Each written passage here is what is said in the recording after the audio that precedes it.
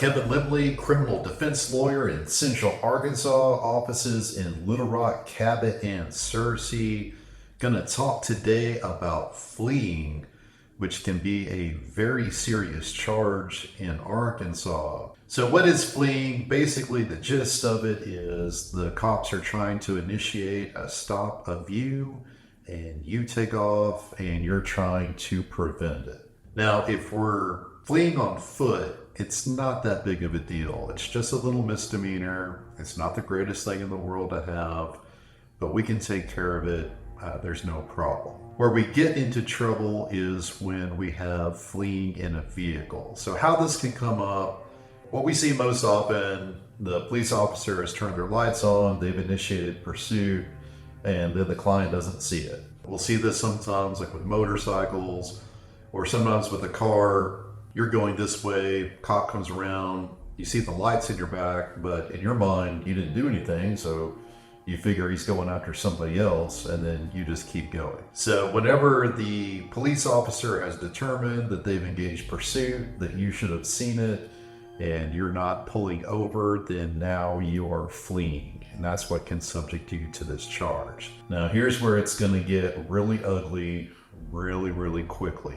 So our legislature writes some laws that I've got big problems with. We don't think that they should be able to do these sorts of things, but they do. So on the fleeing statute, if you're in a car, it says that you must do 2 days jail and mandatory. No discretion to the judge, anything. So if that cop says you were fleeing, you're found guilty of it, it's 2 days jail, no questions asked. And keep in mind, that's at least 2 days jail. You get some of these angry little podunk judges around here, they can give you up to a year for it.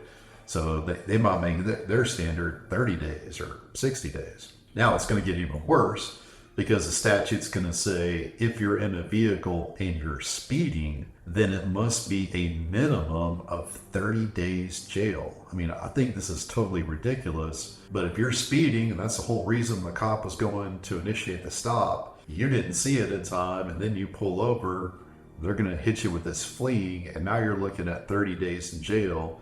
And there's not going to be a way around this statute until we can get somebody to appeal it and get it found unconstitutional. Now, what could be worse is if the cop is going to say you were in a vehicle and you were driving dangerously, creating a risk to others. So let's say you were speeding doing like 90, you're whipping in and out of traffic. It can actually get up to a felony charge. And that's where it gets really serious. And we're seeing some bad practices in some places like Saline County. They're putting people in prison if they have a felony fleeing charge. And there's really no excuse or rhyme or reason to it, but they're going to make folks go to prison. So it's a very serious charge. It's one that we know how to handle. We just won one recently. We got everything amended down to a fleeing on foot. So it was a little tip-tap misdemeanor, got some community service. That's no big deal. But when you see that charge for fleeing, it's a very serious crime. It's very high up on our list of misdemeanors because of that mandatory jail time. And the key to getting a private lawyer is somebody who can get in to either convince them to amend it down or show that something wrong with it.